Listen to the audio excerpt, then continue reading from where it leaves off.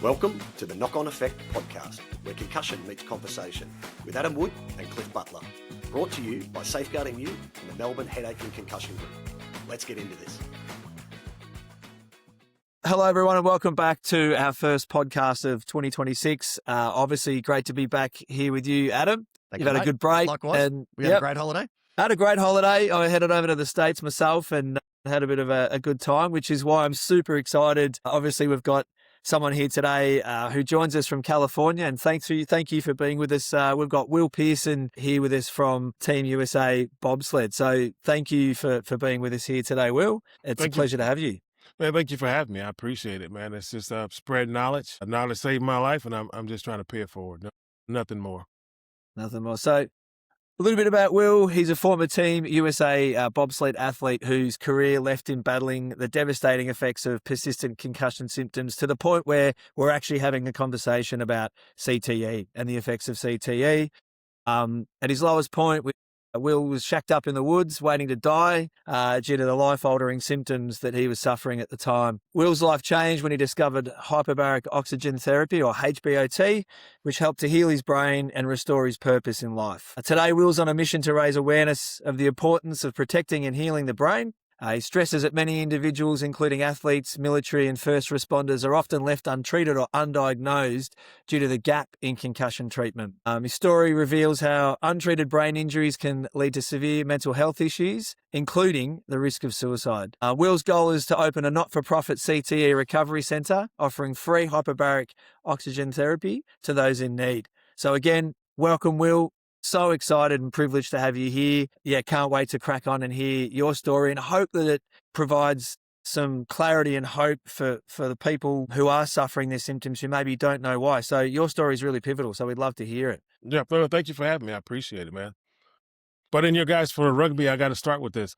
I already know if they're concussed already. I've noticed a lot of them are missing teeth. They're missing teeth. You had the concussion. Just want to start with, I'm sorry. That's a dad joke. I had to get that out the way. I love that. Yeah. Well, some of them are missing them back to their skulls at the moment after what's happened with it recently down here. So it's got to a real inflection point for us here in Australia. And I know obviously you've had a longer history of it with NFL over there and the lawsuits and whatnot. Yeah. But we're definitely at a point where it's starting to get really well known and quite serious. Oh. And Will, let me jump in, mate, because Cliff, that was a great intro. Really, really well laid out. Will, Cool Runnings was one of my and I think Cliff's favourite movies as a kid growing up. Yeah. You've lived the real story life of Cool Runnings. You're a track athlete that moved into bobsledding. Before we get into the concussion and your personal story, can you tell us a little bit about where you came from? What were you like before the concussions and the head impacts?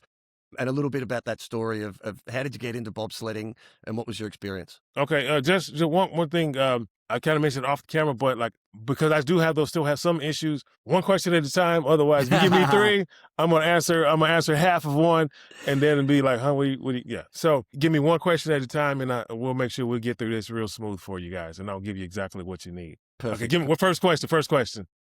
Tell us about your experience. By the way, Cool Running guys. When my mom passed in 2018, let me tell you how great these guys are. The original generation was before my time. I raced with the second generation. And when my mom passed, they were the first ones to call me and check on me. And when my bobsled driver, Stephen Holcombs, when he committed suicide at the Olympic Training Center in Lake Placid, they were the first ones again to call me and check on me. So, man, I really love those guys. Just going to put that out there. Incredible. Yeah. Well, can you tell us your story about how you went from track into bobsledding and what was your experience before the injuries? Okay, well, yeah, that's just it. I was a track athlete. Like when I left high school in America, you got one option. If you want to keep running track, you have to go to college to do it, And so that's what I did. I didn't want to go to college, but it was my only journey to keep running. And so I did that, and it eventually led, it took me around the world many times, but I wound up being a mental health specialist. When I was 23 years old, I worked at this place after college called San Joaquin County Mental Health Department. And that plays a huge role in this thing because I was 23 years old and I was working at this place, and put it this way, in America, if you see somebody doing something bizarre on the street and the police have to come and grab them, they bring them to us to evaluate. So I saw depression, bipolar, schizophrenia. We had people with, you guys are familiar with lobotomies? Yeah. Mm-hmm. We had those people still walking around back then. I'm not sure they're still around now, and so I cut my teeth learning about with the extreme behaviors. So I did that for a while. And in the meantime, like if you see the movie Jerry Maguire, have you seen that movie? Of Okay. course, yeah. I played 5 characters in that movie. I was one of the guys on the field you see running around just to run fast. I was a sprinter. And so I was doing things like that. And then eventually I opened my own, it was like a transitional housing program for youth, like it's mental health. And we were in the community. And it was such a new program. It had never been done before. And so the state opened me as a pilot program. And so that's what I was doing leading up to bobsledding. I think my second favorite movie, I reckon, would be Jerry Maguire. So I'm going to go back and I'm going to go through the stills and try to find you. I think running down the field. That's an amazing. Yeah, I'll send you some pictures. I should have had my book with me, but I got some nice pictures of me in Cuba, and very nice guy, very nice guy. Amazing. Brilliant. Please do. And if there are any images that you can send us, mate, for that we can put in around this of your experience, because I couldn't find much online other than what was sent through the bookings. But yeah, any photos or anything you've got that would help, promote and push this would be great, mate. Yeah, I got on my social medias. I have a ton of cool. I produced Jamie Foxx's "Blame It on the Alcohol" music video. I don't know if you've seen that. Okay. I didn't produce. I did product placement for him. Patron were friends of mine. They called me and said Jamie needed alcohol sponsors for that. I gave them Nouveau and Patron. Matter of fact, Jamie Foxx has a $100,000 cold tequila dispensing machine in his house that I gave him, that Patron gave me to give him. They were trying to give it to him for years, they told me, but they couldn't get through his management. And I was like, what? Give me that. Here, So, Jamie probably don't even know it came from me, but now he knows. So now he knows. That's it. I reckon I probably concussed myself on Cafe Patron a few times back in my day. It's a fantastic little number, that. But I think, so bobsledding, not something that you would think about concussion. You'd think NFL, you think rugby, you think Aussie rules. I mean, I can even make a case for soccer, heading the ball. But when I heard about your story, I thought, that's interesting. It's not the big hits. So did you have some big hits in your time, or was it more just the G-forces and the rattling around? Tell us how concussion comes to be in bobsledding. Well, my first big hit was in 2002. We had a crash during World Cup. It was in St. Moritz, Switzerland, and matter of fact, the guy sitting behind me that day in the sled, he was knocked unconscious. And I just had really, really, really, really nasty vertigo. And they sent us back to the hotel and told us just to watch each other to make sure we didn't go to sleep for the next few hours. The truth is, I couldn't watch him because I couldn't sit up in the bed without the room spinning. And he was already knocked unconscious, so his eyes were rolling around his head already. No hospital, no treatment, and that's where this problem comes in for the rest of the world. By the time we get done with this podcast, we're going to be able to link this all the way to the mass shootings in America. That's how serious this thing is. Yeah, so it's not as much about the big hits. Obviously, there were big hits for you, Will, but it sounds like, as I said, you're an athlete for 9 years, 4 months of the year you're training, you're going down the track 4 or 5 times a day. Yeah.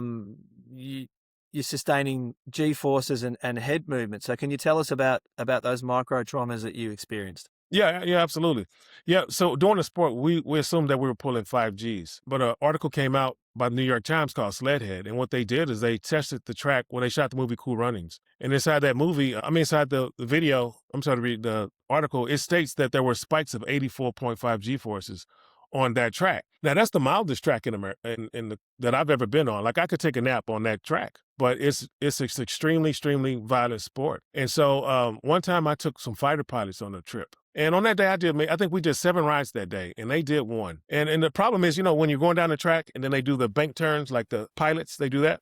That's where the G-forces kick in. So we took these guys down the track, and they were rattled, and it didn't make sense to me. I was like, how could they be rattled? They're the best of the best. And here I am, I'm a bobsledder, and I did 7 of these. And so the truth is, we're doing a lot more. It's a lot more violent than people know. And then also, you ever go to the lake in the morning and the water's so smooth, that's how the ice should be. But most of the days, there's ripples in it. So you take a 500-pound sled and you run it with metal blades across those ripples. It's like shaking baby syndrome. So if my jaw isn't clenched, my teeth are going to chatter. And so, that's what's really getting the people. It's not only us, it's the fighter pilots. There was an article, matter of fact, this article was released by the New York Times in December 2024. You can't really see everything on it, but I can send you the link. You won't find that article because once I took it to court to show the connection between because once I saw what was happening with our pilots, I was like, I know what that is. I know how to help them. I took it to the court hearing. I shared it with my lawyers, and then it was scrubbed from the internet. So you won't find that article. But the New York Times sent me a direct link so I can always share it if I need to. But yeah, this thing is right in our face. It's getting so many different populations. So we're not even talking about impact here. We're talking about the function of sledding, the speed of the nature and the speed of the sport is what is causing the mild traumatic injuries. Not the speed, the vibrations. The vibration, but even when you turn and the G-force itself, or is it the shaking through the vibrations? It's a combination. My buddy, when they checked his brain, he was in stage 4. They said it was the worst brain they'd ever seen. It make the NFL brains look like an infant. So that's how bad the sport is. Yeah. Matter of fact, let me give you an example. Like imagine driving down the street, no traffic, absolutely no traffic. And you're driving down your street, you're coming up to a 4-way stoplight, right? You got to make a left-hand turn. So you're coming down your street, you're going 95 miles an hour, and you got to make that left-hand turn. Don't touch the brakes. Don't try to slow down. You keep your foot on that pedal, try to go faster, and you just turn your car. And that's what you're dealing with. So all the blood leaves the head. It goes wherever other places. And eventually, it's causing those problems where, concussions, the G-force exposure. Like I said, the same thing the fighter pilots have. It's all the same symptoms. And that's how I was able to connect the two. It's the same symptoms. You got to remember as well, you've got a helmet on your head that probably weighs what? How many pounds or how many grams? Like that's a heavy helmet. But that's the additional. You're like a pendulum there on top, like rattling you around. That's got to increase those forces as well. I mean, I know for a fact, 5 Gs will create a whiplash in your neck. It affects your neck tissue at 5 Gs. So. Oh, absolutely. That's why they say you always get a whiplash with a concussion, but you don't always get a concussion with a whiplash. So if you guys are doing 80 Gs, you're borderline concussion anyway, and then you've always got your neck affected. So I wonder about your body as well, Will, and how your neck and shoulders and spine plays a role in all of this as well. Well, the one thing about the head moving around and stuff like that, like my job, I'm the brakeman. I'm usually all the way on the back. So there's a guy in front of me. And my job is to take my helmet right here and pin it in his back and hold myself tight for the aerodynamics and the pressure. And I had a certain way I used to like to ride in the sled. It seemed to move the sled faster. And so my job is to put a knot on his back. So I'm not flopping around that sled too much. So for me, I'm pretty sure it has to be those G-forces. Now, there's been times when the ride was so violent that my head came off that back and hit the side of that sled. Matter of fact, I cracked a helmet in Oldenburg, Germany World Cup race for the same reason. But yeah, it's just a combination. It's the perfect storm to destroy that brain. But once again, my helmet, I know, check this out. Most people have $99 helmets, $200 helmets. I was a businessman. I owned a treatment facility at the time. I had a $1,200 helmet, and I have the same symptoms as the guy with the cheap helmets. That helmet was like, it was a waste of money. It didn't do anything to save me. Yeah, we know we could get into to health efficacy in a whole new podcast. But so to distill what you were saying there, Will, also the treatment or the recognition after that from the sport, from the managers, the coaches, was to sit down, lie down, don't go to sleep. There wasn't scanning it. There was no hospital. There was no recognition. It was just don't go to sleep. Don't go to sleep. Same thing they was telling our football players. Anybody in America who gets concussions, the same stuff. They weren't doing anything. And it was actually the same way. That's the reason I was able to diagnose Kanye West, because I know he got the same treatment we all got. I don't care, he was a billionaire. He was a billionaire, and he came up with the same injuries as me, and that's the only way I was able to connect his dots and help him. And so it's the same stuff over and over. Yeah. Well, you've touched on a very, very topical point. We may as well get straight into, mate. I was just thinking the same thing. Let's talk about Ye. I mean, you've been pretty vocal over there. You've shot some videos on YouTube about Kanye West's behavior over the last, I don't know, what do you say, 3 or 4 years. And he's obviously come out with a full-page apology in the New York Times recently for his anti-Semitic comments. And he's saying that he's finally accepting what he was diagnosed with years ago, bipolar disorder. But you've got a bit of a different take on it, and you were the first to call this out, obviously, before all this dropped, yeah? Yeah, absolutely. And I think he still has it wrong. So I have my people trying to reach his people now. He's still wrong. But, hopefully we can get to him. And I want to say this. I didn't put that video out to get famous or anything like that. I was just really trying to help that guy. I saw him spiral. When I went to watch his documentary, all the red flags jumped out at me. I diagnosed him from the movie theater. That's the crazy part. Nobody gets diagnosed bipolar at 40. You get diagnosed, bipolar, schizophrenia. It's usually 19, 20. You might get to 25. You could possibly get to 30 as an outlier, but you're not going to make it to 40 without getting that diagnosis. And he said all the right things, the things that I was going through, like when one of the top NFL neurologists neurologist who helped me, he gave me this Zoloft pill, and it made me so sick. It made my symptoms worse. And he was talking about the same thing. In all his videos, he's talking about the meds, no more meds, And I was like, okay. But then he said the magic thing, like when he got diagnosed, I did the math. I said, wait a minute, 40? The red flags were just, and then I was like, he had a concussion. He had to. That has to be the thing. But I said, but he's a rapper. He was no athlete. Where did he get a concussion from? Then I remember that song he had, Spit Through the Wire. He said he broke his jaw. It was in the back of his mouth. And I went, bingo. I screamed in the theater. Actually, I'm pretty sure my people in there was like looking at me like, what's wrong with that guy?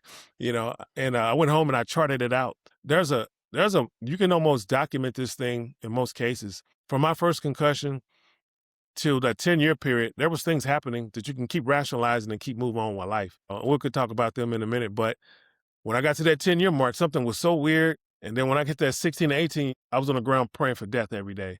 And I watched this guy. He was just like the rest of the NFL players who were committing suicide, and all my teammates who were committing suicide. And he was just like me. Everything he said lined up with us. And I knew what this was. So I made that video and I posted it and tagged his people in, hoping that he'd find it. And so now that the media is finally catching up with it, now they're calling my publicist like, hey, how'd your client do, But yeah, I knew what this was because I lived it and I worked in mental health and I was connecting those dots, Yeah, but I'm just really sad part of me is I had a lot of teammates die and I didn't connect them dots before they left. And that's the one thing that drives me more.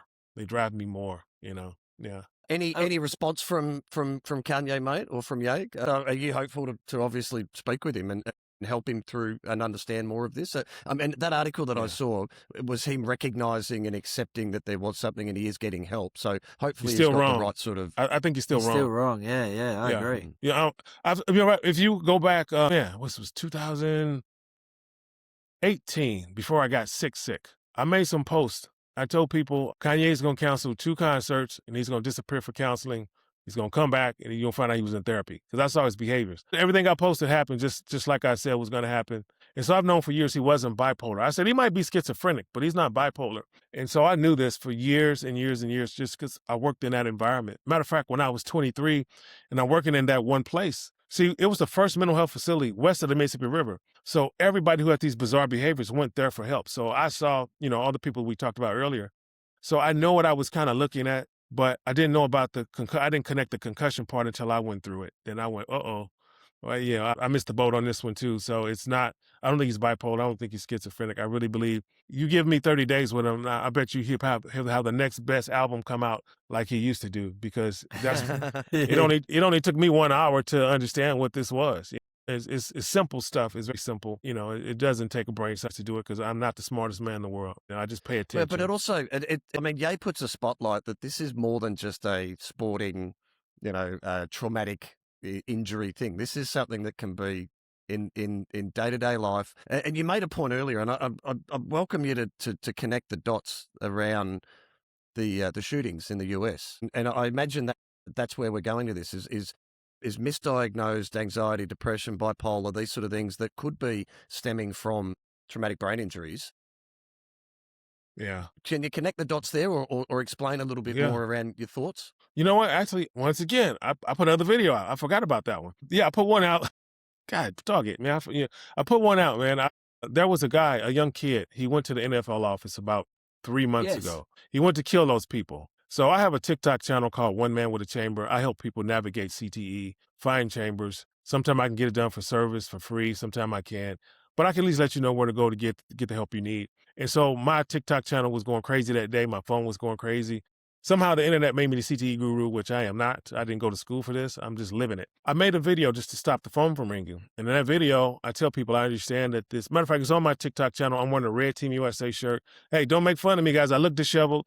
All bad angles, just, So I'm telling people, I was like, you know what? I know athletes are doing awful things. And I said, but you just got to follow me. Just stay with me for a minute. And you guys go back and fact check me. I said, there's going to be a wave of military mass shootings coming, and we have to get ahead of this thing. And I need your help. Just, help me spread the word. They need help. They're not our enemies. They're sick. They need help. They just need the treatment. And so I posted that video, and the very next day I had court. I spoke to the judge about it. And then on the courthouse steps, I made the same little speech I just told you guys right here. And the very following week, guys, I know this is like, this guy can't be that accurate on this thing, but I am, because it's predictable. We had a soldier, a retired veteran. He went to a bar in Anaconda, Montana. I looked that one up. He murdered 4 people, and he's hiding in the woods. It's like in the Rambo movies. He did that. And as they found him a week later, another active military guy went onto a military base, and he shot a lot of people on that base. And then 2 weeks after that, there was another veteran. He went to a Mormon church in Minnesota. He burned up the back half of the church. He went to the front and started shooting. And so when they finally stopped him, they couldn't find all the bodies because, he set that fire. And so that's what we're looking at. And then just 3-4 weeks ago, we have some military people that Donald Trump sent, the National Guard they sent to Washington, D.C. We had two military people got shot. One was killed, very young girl. That guy was in the war with our veterans in his country. When the United States left, they brought him back here. Well, he's also dealing with the same thing. And what it is the compression blast. The DOD has admitted it. They understand what it is now. It's the blast waves that hit them in the face. All of our soldiers that are around those big gas also is going on. And Great Britain, soldiers, the same problem. Canada, same problem. There's 6,400 suicides that report here in America every year. But there's another 5,000 that overdose. But even if they leave a suicide note with that overdose, they don't count that as a suicide. But we were looking at 11,000 minimal veterans every year that take their life. And if you look at their symptoms, they're just like mine. They're just like the NFL guys. It's the housewife who had domestic violence done to her. They're checking them now. Same thing, CTE. It's the underlying cause, And so once again, I posted that video, and I'm screaming. They have no one's acknowledging this information. But my social media print is not that big either, so maybe they just aren't seeing it. I don't really know. But the military did find me, and some of the military agencies that are working for the vets, and actually a few of them reached out to my publicist at the same time, and they spoke to him, and they said, he's right. Tell him to keep doing what he's doing. And then they just called me last week. They blessed me and endorsed me to open up I'm a 501c3 officially now, and I'm going to offer this service to the American public for free. And so trust me, there's a lot of people who fight me. These investors are coming here, take my money. Well, they want a return on investment, and so I can't take their money because now I have to charge. This treatment is too expensive for most people. If you need 1 month of treatment, it's going to be a minimal of $1,000. That's if you self-diagnose and treat alone. They charge $200 an hour, and it's just too much. People can't afford it, and they're going to choose to pay rent, eat food, live. They can't take $12,000 out for a month. Especially my experience, was that a lot of these people are now in such a state with the symptoms, which I want to touch on the symptoms with you in a second. Yeah. But I think a lot of these people are in such a state with the symptoms, they can't work, they're unemployed, they're on welfare, their life's spiraling. So how do they afford that treatment exactly? Is the problem we have. Yeah, and actually not just afford the treatment, now you can't afford to live. So you look at our veterans, a lot of them are living on the streets in America, and not just, and matter of fact, man, LA has one of the big populations of homeless. There's just cities of them. And a lot of the states, like New York, they came up with this bright idea. They wanted to solve their homeless problem. So they gave them bus tickets to LA and just cut them loose, and so they're walking around. If you go talk to some of them, you don't need a psychologist to know that they're not all there. You're not all there. And so if you look at America, 60% of our prisoners have untreated head injuries. That's what this thing really is. And so 31% of our mass shootings are veterans now. There's another population or people with compromised head conditions. And then that third population I've identified are people who are radicalized or strictly mental health people. And so this thing is right in our face, and it's such a simple fix, I believe. And I think that insurance doesn't want to pay for it, and that's the biggest issue right now. And they keep saying the studies aren't there. The studies have been there. I'm a walking testament myself. Before I started Hyperbaric Oxygen, and when I filed my class action, I couldn't talk very well. I couldn't put together sentences. I could see the words, but I can't pronounce them, and I still have that issue sometimes. But it's just, and I think back, Kanye was a billionaire, and he couldn't get the help he needed. They took a poor guy over here who was diagnosed him from a movie theater. Like, just think, he's a billionaire. He couldn't get the help. How's the average person going to get this help? And so that's why I'm really providing that service for free. So obviously the Kanye story for me highlights the confusion around diagnosis, the confusion around concussion management, right? So let's go with the concept that we don't believe that he has bipolar, and we believe that he's got concussion, but the symptoms clearly mirror bipolar or present like bipolar. Yeah. These guys that are the veterans are committing these, horrible acts because they're not all there. I spent time just recently in LA and in New York, and you see the veterans and obviously the drug use and they're just trying to, the escapism there at the moment, just trying to silence whether they're hearing the voices of some people hear voices. There's all these things going on. You thought you had diabetes for, I think however many years since I left the sport. Yeah. So can you tell us about your symptoms and what you felt? Because I really feel this is going to echo with a lot of people. Matter of fact, I can, as of right now, before I tell you my symptoms, don't forget that question you gave me, because I'm probably going to forget it in a second. I'm on it. So earmark that question for it. Yeah. If you can take any, I won't say any, but you can take most diagnoses, like diseases, conditions that are not like cancer, like things you can see something, like an open sore, and you can look at the symptoms, and they will probably line up with us. They were probably, and it's because all these what you said, like the symptoms. I thought it was diabetes. Because what I did, like as an athlete, I never drank coffee. I thought I don't like the taste, and I didn't even let my children drink soda. But I got to the point where I'm living off of that stuff. Every night before I went to bed, I would put a thermos of coffee on my nightstand, and I got these really good thermoses now where you put in there and it'll be still warm in the morning, same temperature, amazing. They're amazing. Yeah, they need to give me an endorsement for that one. So, but also Coca-Cola, Mountain Dew, that was on my nightstand. So in the morning when I woke up, if I didn't have that, I was just going to be in the bed until 3 o'clock. I couldn't get out of the bed. I just no energy. So I've seen a lot of diabetics before, and it looks like low blood sugar. It mirrors it. I was convinced. I'm seeing doctors for over a decade, and I'm thinking, okay, doc, can I get my insulin this year? I'm tired of coming in here bugging you. Can I at least, so I can move on with my life? They kept testing me. You don't have diabetes, And I was like, no, maybe your tests aren't sensitive enough. It's got to be, it's coming, but can we just get ahead of it? Like we got to do something here. You can't, and then I got a blood glucose machine, and I was traveling with it. My numbers were never wrong, but I'm thinking like, what the hell is this? And so it's right here in our faces and in the mirror stuff. And so if your doctors aren't catching it, the average person is not going to catch it. And you're going to be less to fester. And then the other part of my symptoms was once I woke up, I got in trouble so many times because I don't know my days. So I had a little blue book, a little daily planner. I would open it up.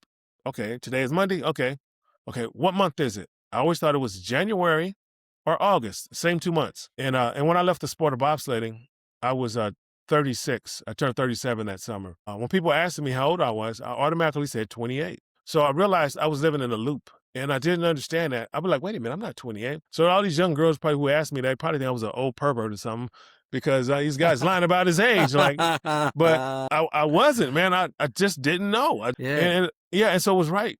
I'm kicking myself now because with mental health, me working in that industry so long, even I couldn't connect the dots. Even when my teammates started to take their lives, I was like, those guys are messed up, but not me. It's the same stuff. But we're writing that off as mental health here in Australia as well. And I don't want to be controversial here. Yeah. But we had a naturopath on the last discussion that we had because we're talking about kind of how, supplementation and herbs and gut health and all those things can help with mental the mental aspects of this and healing and inflammation. But she just came straight out off the bat and just talked about people are dying, and we're saying that it's mental health, or we're saying that it's bipolar disorder, or they're drug affected. Like we're not pinning it to like you've identified there. this traumatic brain injury that creates these symptoms that, and I'd like to know, there's a moment that I've listened to one of your.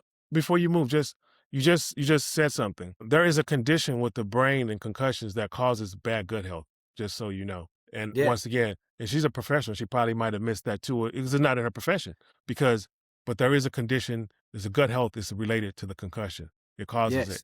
Yeah. 100%. Yeah. When you have those hits, you get that leaky gut, and a way it's actually caused by the concussion, and then you get in a loop, and then all of a sudden we're in no man's land. But I mean, I want to know more about how you felt in those moments. I mean, I heard in a podcast, you talked about not recognizing your girlfriend in a pool hall. She probably thinks you're playing, but you're like, I don't know who you are. What's that feeling like? Because there's a lot of people here that are scared. They don't know what's wrong with them. There's fear, anxiety. What did you feel at that time? Well, when I was going through it, like, let me finish the other part. Like once I woke up and I realized I'm awake and I got the caffeine in me. I figure out the day, figure out the month. I had I had 3 whiteboards on my walls, 8 feet long, 2 feet tall. And I got writings all over them. Some for dates, some for my doctor's appointments, some for if I had work, meetings, I had everything. Cause I kept getting in trouble for stuff and I was messing up. And so I was finding ways to stay out of trouble. And that's what the thing, you're always in survival mode. Cause it's just like treating the symptoms. I found, okay, I got in trouble for this. Let me give you an example. I had a young lady want to go out on our first date. She wanted to be our first date. She said, "Hey, let's meet me at this place. Let's go hiking." She said, it was like, let's say it was Monday that day. She said, "Okay, meet me let's do it on Tuesday." I said, "Oh, cool, I'll be there." So to me, Tuesday, I have no concept of time. The concept of time for people with concussions, they're not there. And so I said, "Great, I'll be there." I was excited to meet, So the next day is Tuesday. She calls me, "Hey, I'm here." I said, "Oh, where you at?" She said, "I'm here at the hiking place." I'm like, "What do you mean?" I'm not. She said, "Well, you said you were coming." I was like, "Yeah." I said, "On Tuesday." She was like, "Yeah, today's Tuesday." But what I learned, if she had told me to meet her tomorrow, my brain would click, click, click. So anytime I take appointments and stuff, I always know, is it tomorrow? I can consciously move that thing around. But there's a tricks you have to learn to play with. I got in trouble so many times. I mean, so many ladies were cussing me out because I was doing this over and over. So you get in this survival mode. And things got so bad, at that time, what I did is I took the mattress out of my bedroom and I put it in my living room. So now I'm right in the middle of the kitchen, the restroom, and the front door. And that's where I began to live at. And my routine every day it's a loop. We all live in a loop when you go through this concussion, when it gets so bad. It wasn't there until it got too bad. And that loop for me was telling me, kill yourself, end your life. You don't have to live this way. You don't have to live this way. But the only reason I survived it because I made a deal with myself. I love my family. I can't give that trauma on them. And so I just telling God, you can come get me anytime. And I just really hope that it's like soon, don't keep me here. And so that's what my symptoms look like. So when people say, "Oh, I just had a concussion," they don't realize what's going to happen in a few years. You got about a 10-year window before it starts to fester. And if you're lucky, you got 10 years. If not, some people it's more. Some of my teammates they died before that. Sorry for rambling, guys. It's just I love it. No, not at all, mate. It's perfect. It's a perfect summary of how you felt, and I can just see. I'm thinking in my head here about the patients that I have, or the media that I've seen. There's footballers that have ended their lives here in Australia, and they say that it's mental health. It's not. It's not. When we all know it's not that. And I think, there's also just thinking about the whiteboards there, reminds me of that movie Memento with Guy Pearce in it, where he tattoos himself everywhere to remember what he's doing or what he needs to think about. And, it's, yeah. That's how I remember what's wrong with me when I have bad days. That's how I did it. Things like the that. helmet. It's an X-ray helmet with a skull in there. It's X-ray. And so, you have to remember through things for yourself. Yeah, that's how I did it. Yeah, but you could write that off as ADHD, right? Or some attention deficit or I'm glad you said that. Yeah. There are so many people with concussion issues, right? And they'll tell you, I think I have an ADHD. I went through that rabbit hole already. I thought I was a writer. After I did the movie Jerry Maguire, my friends are Hollywood people. I wanted to write. So I moved back to Hollywood after my last days with the Olympic team. I moved back to LA. I'm writing, right? I'm writing, but I can't write anymore because I can't write, I can't read, I can't do basic math in my head, and I couldn't focus. I said, okay, maybe I have adult ADHD. So I go down that rabbit hole, getting tests. tested and stuff. They described me Adderall. It did nothing, but the Adderall replaced my coffee. That's the only thing it did for me. But no, it's not. And there's so many people out here with the same things. They're like, oh, I think I got adult ADHD. You didn't have it in your teens and your 20s, your 30s and 40s. You think it showed up in your 40s and 50s?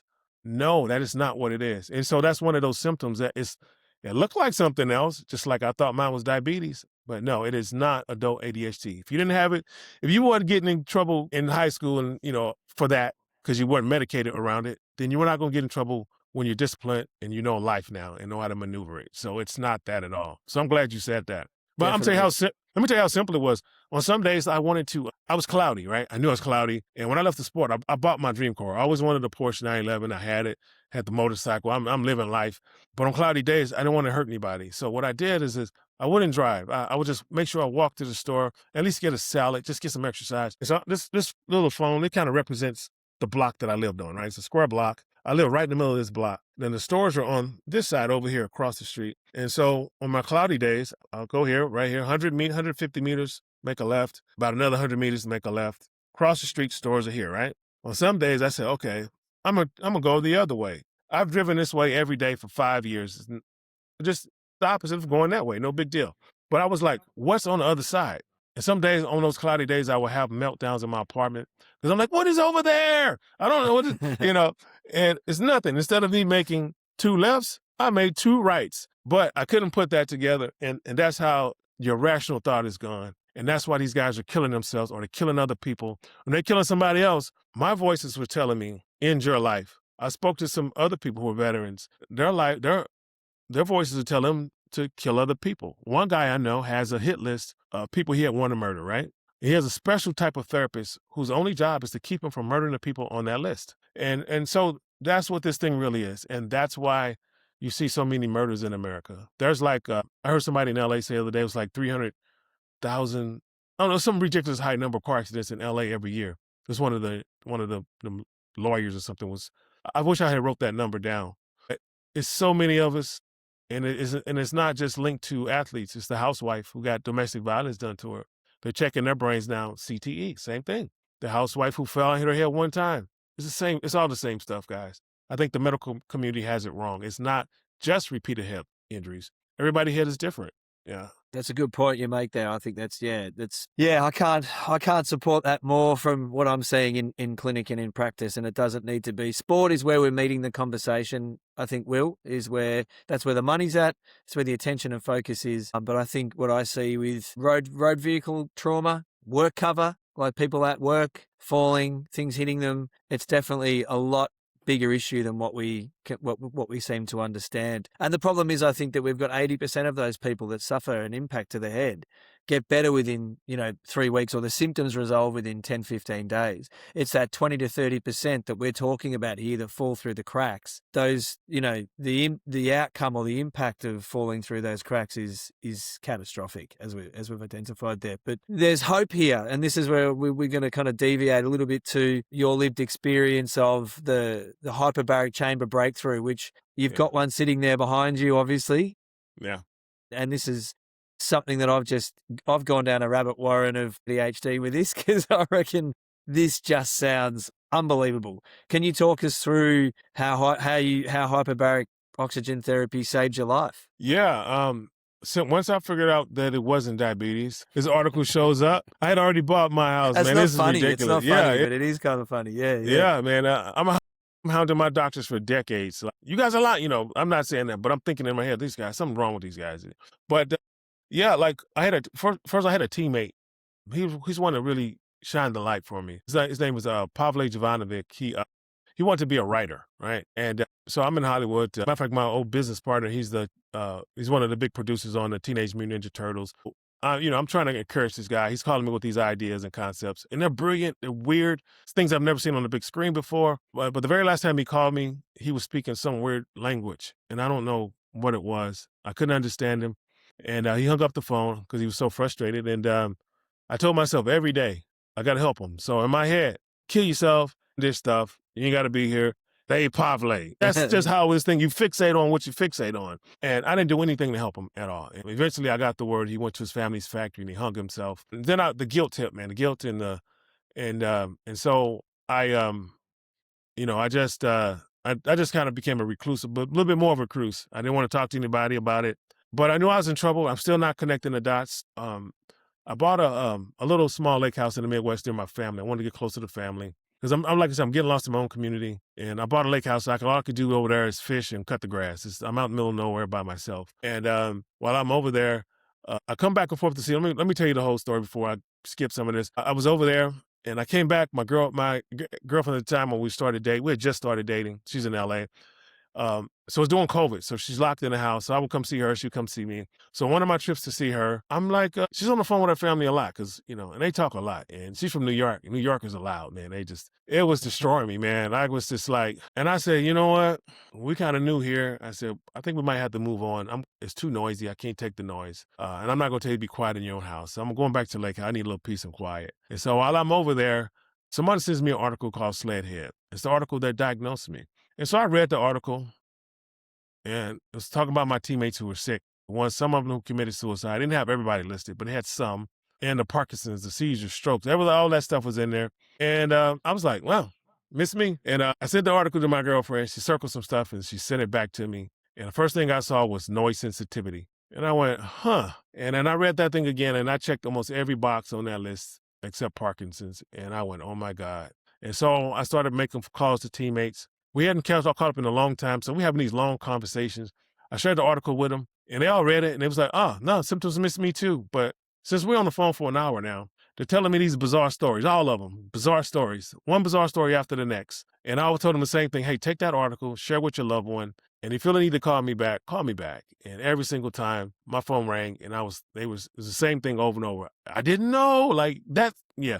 And so that's what it is. And at that same time, Pavle's, his autopsy report came back, and he was in stage 4 of CTE. And so 2 things happened at that point. It gave me some relief because I knew I couldn't have never helped him. So it kind of took that stressor off of me and forgave myself. But now I know what this is, and where I thought I was supposed to save his life, he really came in my life to save my life. And that's kind of what really happened. And but now I'm online researching CTE. Now you see all the extreme people who are murdering themselves, other people are killing themselves. And I'm like, oh my God, is that coming from me too? But it changed my algorithm. And so Joe Namath showed up one day. He's an old retired football player from the 60s. He's the first flamboyant NFL quarterback. He was on the sideline with fur coats on. And, he has videos out. He said he used hyperbaric oxygen to reverse his symptoms. He left absolutely no details. He didn't say, what were your symptoms and what did it help? Nothing. So I go in blindly. And this place in Orange County, this guy named Hans down there, he told me to come down. It's like OxyHealth or something. Yeah. And so I go down there and I'm in the chamber for 1 hour, right? I get out. My glasses are slightly tinted because the lights give me a headache. And I'm sensitive to smells too. Strong smell. Ugh. Yeah, so perfume is no good. You can't wear that stuff near me. The LA sausage. You can't eat the LA sausage in SoFi Stadium. No way. Yeah. Yeah, so I get out that chamber and I'm looking around. All the colors are so vivid. It's like I'm walking around in 3D. Like I'm looking like, that's weird. It's like I'm having, let's just blow some LSD in there or something. Like, what is this place? But I realized I probably hadn't been seeing colors for a long time. I didn't know that. And so I grabbed my glasses and I'm putting them on and I don't need them. I take them off and I'm doing this. And the salesman comes over, he says, what's wrong? And he says, I don't know, man. I don't think I need my glasses. And he says, oh, you one of those. And I was like, no, here come that salesman. He's going to try to sell me. That's what this is. So I'm a little standoffish. I'm like, I just bought the lake house. I don't have any cash left. I can't buy this $20,000 machine. But he told me some people get immediate relief and some people get, they need 2 sessions a day for 30 days to get that same relief. He said, I'm kind of an anomaly, but it happens. And that's what happened to me. So guys, I get home that night. You guys going to like this next part. I already know that. So, I'm sitting on the couch, I fall asleep, and I wake up with this migraine. My head is radiating, and I'm thinking, man, this machine didn't hurt me. Like, what is, I'm a little nervous. But I quickly was relieved, man, because 2 things happened. I've never in my life had a migraine and had an erection with it. And so this machine was rewiring something. Something was happening. And so that was at midnight. So I go climb into bed. I wake up in the morning. It's about 8, 9 o'clock in the morning. Migraine is gone. That damn erection is still there. And I'm just thinking, what is this? And I didn't have ED problem. I didn't have any erection problems or anything. It's not like I had that problem. I didn't. And over the next few hours, that cloudiness I had for 10 years was gone. But after 6 days, I started feeling a little weird. It was coming back. They let me come back down. And then this time I had 9 days of clarity. And now I'm loving life. But the problem came up. Where am I going to get this 20 grand to buy this machine? And so I own some real estate. And I said, okay, I'll move some money around. It's going to take a little bit of time. And before I could do it, I faded back out into that abyss again. And my dad stepped up. My girlfriend had been talking to him and sharing stories. And next day I look at my account, there's 20 grand extra in my account. And only one person could have done that. And so I called my dad. Are you at my bank? He's like, yeah. And he's go get that chamber. And so that's what I did, guys. And I've been back on my feet ever since and advocating for others and really just trying to spread the word, man. You don't have to let this stuff kill you. There's a ways around this thing. And it like my life is not perfect. And, as you see, I've got some glitches in my matrix is what I call it. But I am not on that floor begging for death. And that voice that was in my head that was on loop, like in this, kill yourself, you don't have to live, it's gone. It disappeared. And then, yeah, I'm sorry, guys. Go ahead. Let me stop me right here, man. I know you guys got questions. Go on, mate. I love go it. on. No, I want to explore, and I've done a bit of research on this, and obviously knowing, a concussion's my niche treatment as an osteopath down here in Melbourne. It just makes sense. Obviously there's a lot of skeptics out there, and I think initially the trials weren't so positive, but then there was some sham kind of testing done, and now it looks like the data here is irrefutable about the changes that this thing can make. We discussed before we came online about, you only need low level 1.3 to 1.5 pressure rating inside the chamber, so it's safe. And it's basically, do we just want to talk about, and we'll probably go back and forward here with this on what it's actually doing, because there's probably a lot of people that are pretty skeptical. It's basically pushing oxygen into your plasma so it can go places where the hemoglobin can't go. That's the basic premise, isn't it? Yeah, the way it was explained to me, it makes your body believe it's underwater. And so at that point, your blood's more like a gas. It can, whatever's in your system needs to be delivered, can be delivered past blockages. So if you have people who have stroke issues, they put a lot of people in the chambers for stroke issues and things like that. So yeah. And matter of fact, I can even bring it home for you. There's another way to do this thing that's all natural. And I just found out about it from the people in the UK about 6 weeks ago. It's the same thing. Since we have so many suicides over here, the same things happen in the UK. Same things happen to the veterans in Canada. And so in the UK, this guy, they had no idea what hyperbaric was. But they were telling me, they said, hey, our soldiers had the same problems. And what we do is we take them to the ocean. They said they can't deep sea dive too low in the UK for some reason. That's what he told me. But I've Probably read cold. Man, I don't know. Yeah, probably, yeah. Freezing. Yeah. Something about the regulations. You're not supposed to be too far down in the UK. That's what he told me. But I don't really know much about that part. But they go to a place in the Bahamas. He said the soldiers go down there and they'll go to a series of dives. And his accent was killing me because he had that UK accident. So he was saying they go down there for a really long time. And he was holding those syllables, man. So I was kind of giggling, but at the same time, I was getting goosebumps. Because what he didn't know is when I get in this chamber, I'm simulating what they're doing naturally. And he said, when they get done, he said, the soldiers over there are healed. And I was like, okay, it makes perfect sense. And since then, I found the people who do it. They've been sending me people who've gone down there and the testimonials are just, it's the same thing. Matter of fact, what I do is I'm doing what they're doing naturally. I'm just afraid of sharks. So there's a little bit of a difference. Yeah, that's it. Especially in Australia, man. You guys, man, you just better not get in that water.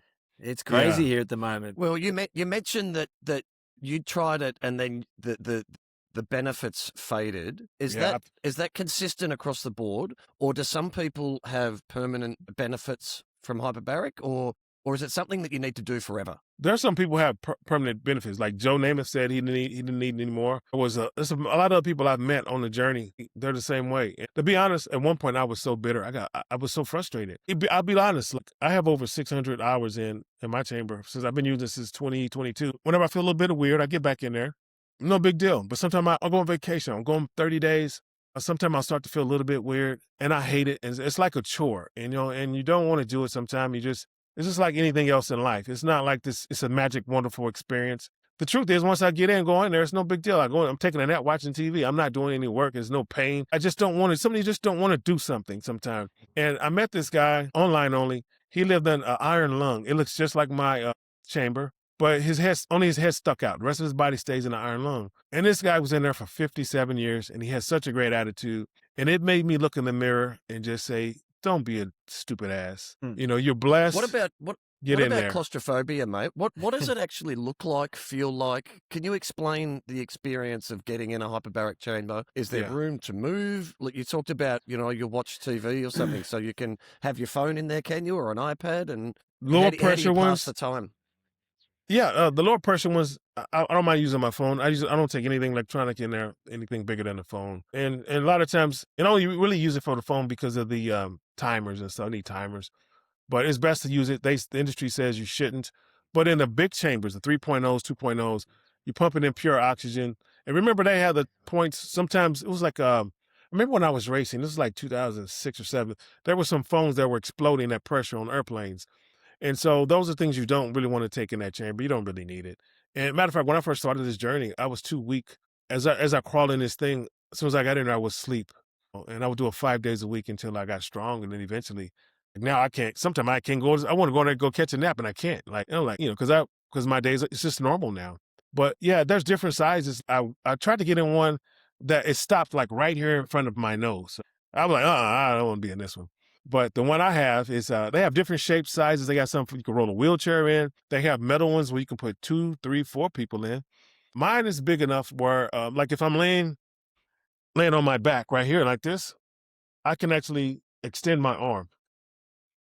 If I extend the palm of my arm while I'm laying on my back, I can't reach the top of my chamber. Beautiful. So yeah, I bought a bigger one. I didn't want the crossbow. I bought a bigger one, but most of them are a little bit smaller than mine, the soft chambers. In matter of fact, mine, I could put 2 people in. Yeah, they got to really like each other, but you can, you can fit them in there. Yeah. Yeah. And I think the thing that just, the research I've done, I think it was 40 days, 1 hour a day was like the prescription that they'd used, and said you've got to go for, once a day, 1 hour for 40 days, and people got a lasting result, and that they were actually reversing some people who had 10 years worth of traumatic injury or stroke injury. They've obviously reversed. You've had, what did you have, 9 years or something as well, so that they can actually backdate, it actually fixes things from way back. And I think that's the exciting part about it. Obviously there's an expense involved, and when we'll move on and talk about your upcoming initiative, which is just amazing. But I think just to round out here for me with people who are skeptical about this, there was 4 main mechanisms of action that I found on the internet when I went and did my deep dive on this, and that they're the same things that I'm looking to influence as an osteopath when I'm treating patients. It's the mitochondrial health. So, you're punching oxygen in, you're giving your mitochondria energy to make you strong, like you said, and feel great. Yeah. You've got that capillary generation. So you're actually getting more blood flow into your brain, and you're creating capillaries. So you're delivering that oxygen and working in that way, reducing inflammation. I think we spoke offline about how, you're understanding how this thing helps you reduce your inflammation. It helps to turn those glial cells off, that are one of the reasons why we've got ongoing symptoms. So it makes them dormant, which is unbelievable. And then it actually helps to repair neurons. You can actually, like the busted neurons, those neurons that aren't really functioning, they're scarred or whatever's going on. You're actually healing those and creating new ones. It's pretty phenomenal. Well, I don't know if you know that, but in most hospitals, they have hyperbaric oxygen chambers. They have much higher pressure ones, and they're there for wound care. Like if you have wounds that won't heal, they'll put you in there. It's not even disputed. There's 14 things that they will pay for to cover this thing. And the truth is, this really isn't about it not working. It's really about who's going to pay for it. And the insurance companies don't want to pay for it. Actually, they got 2 things that's working against them, that's fighting them. Number one is, just like for myself. Let's just take my example. I went into the chamber. It woke me up, right? Now I'm walking around. I'm functionable. And now I know that somebody harmed me. And now I can't work anymore. And I'm struggling. Now I want to know who harmed me. So they should have to help pay for some of this bill. So you reach out, get a lawyer. Now insurance going to have to pay for that too. And so they get hit from both sides of this thing. And so that's why I came up with the idea is to do a crowdfunding and pay for this thing through donations. So insurance know I'm no threat. I'm not here to threaten you. I'm just here to save lives and help people get back on their feet. And that's the way I really look at it. It's really an insurance issue, and that's what you're looking at. But so if you have wounds or bed sores, they'll put you in there. I saw Jay Leno on one. He got burned in his office or something. He was in there.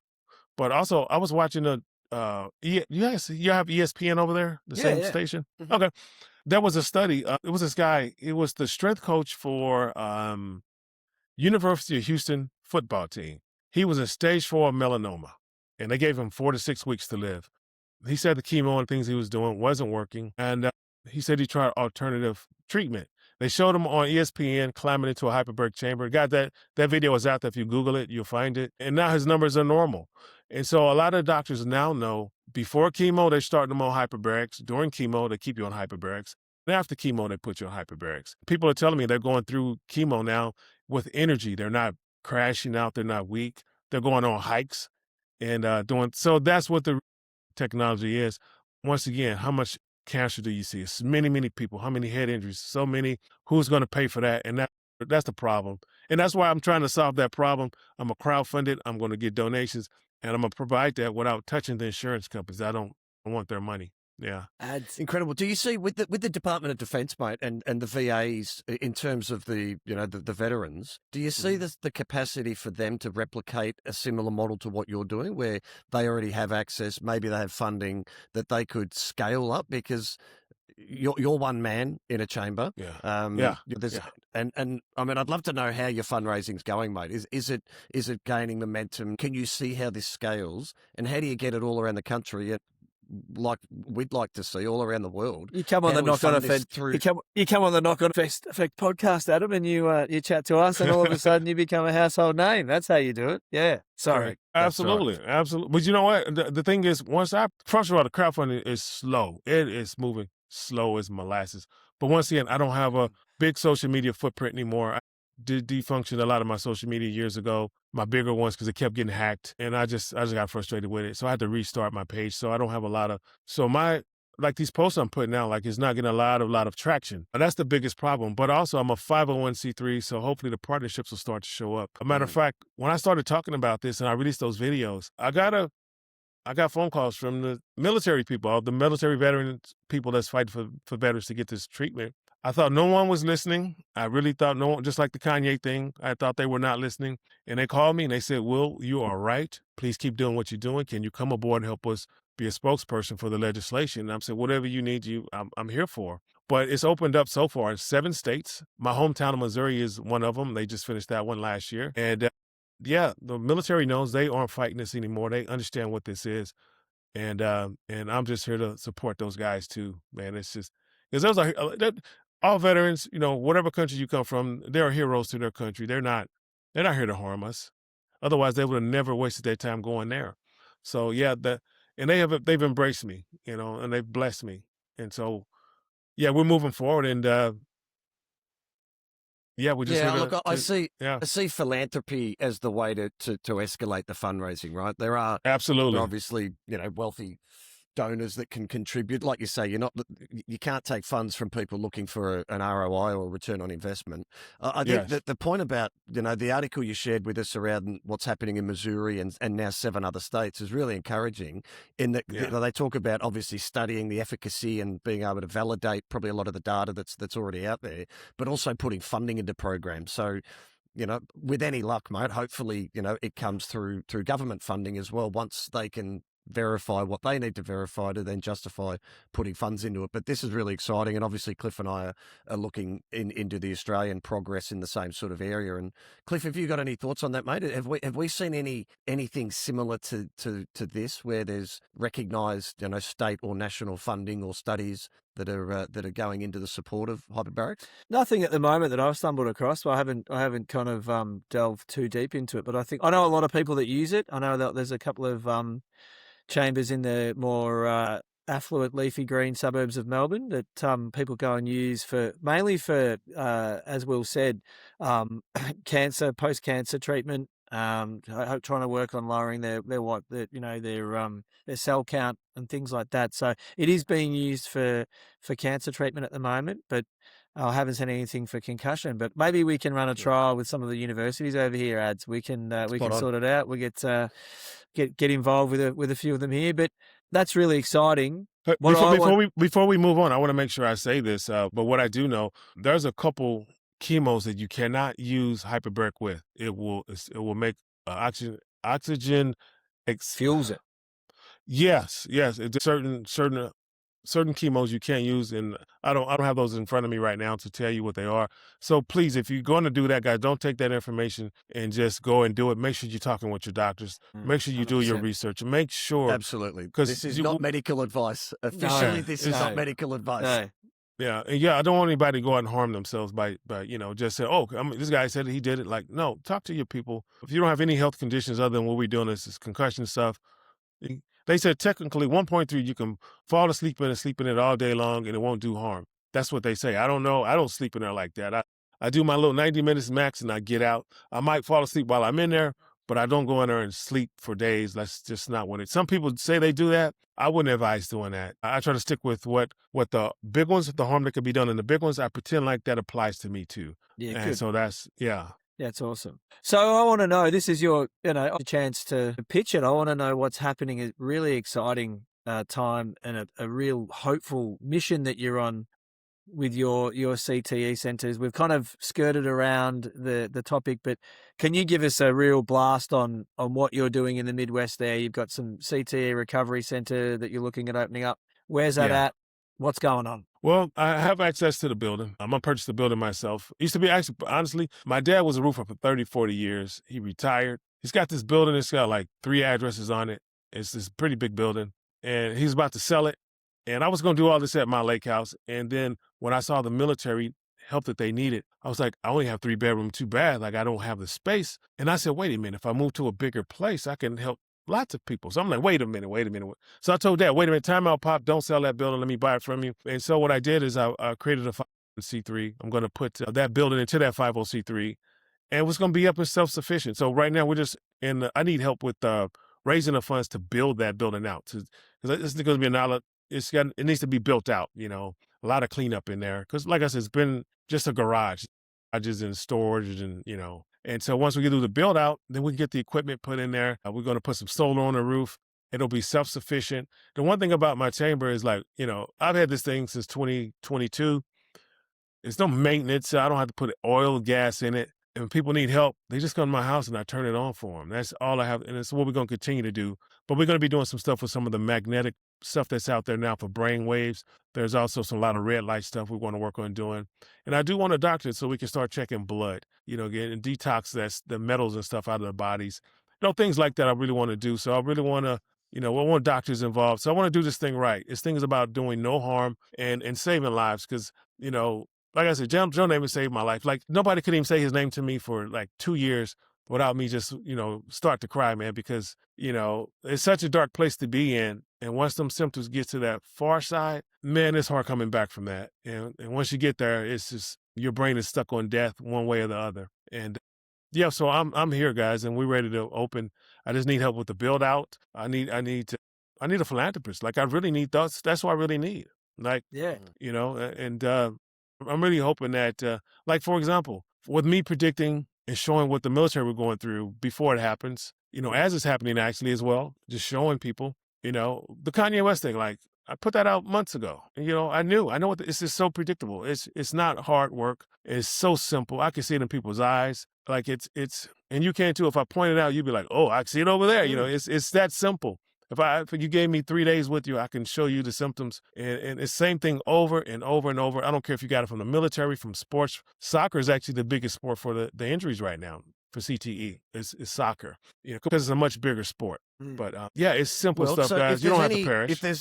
If there's any very wealthy investors or philanthropists, should I say, that are listening to the podcast, what's your target on GoFundMe, mate? What do you need to reach to make this first CTE center a success? Well, the chamber I need is like $50,000 the first chamber. This one behind me costs me for $20,000. the building to refurbish the building and have this center operational. Yeah, it'll probably cost. I need about $100,000 probably to refurbish that building to make it real nice and clean and make sure it's sterile. And I want a sterile building. Probably need $100,000 for the build out. Or maybe 150 be really generous. And then I need additional. Each chamber is going to run me $50,000. We can start with one chamber. We get a 2-man chamber, and they got metal ones for people sitting there in chairs. You don't have to get one that lays down. There's different kinds. And then after that, we want to get into we need red light. But we're going to throw everything we have at this thing because it's an inflammation issue.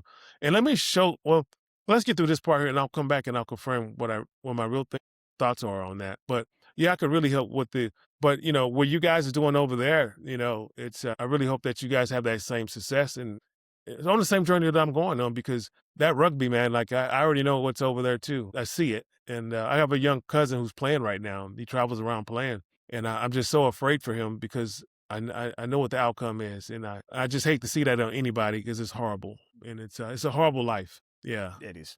It is. Yeah, we're starting to see more and more professional athletes being medically retired for, consecutive or too many concussions. And so it's very topical over here. Luckily, in Australia, the Australian Institute of Sport and in the AFL or the football world, they've released guidelines, recently around, how should, certainly in our world of community, grassroots sport, how should they handle concussion, recognize, remove, refer. So we're early stage, but we're looking at every option that we can to introduce solutions to this, not just beating a drum and hoping people listen, but actually doing things. And I think we mentioned earlier. Yeah. To that point, Ads, I think the thing is that what I always say, or what I always feel, is like, we all love sport. Concussions happen. Sport's not going to stop, and we're not here to do that. We're not here to change sport. Yeah.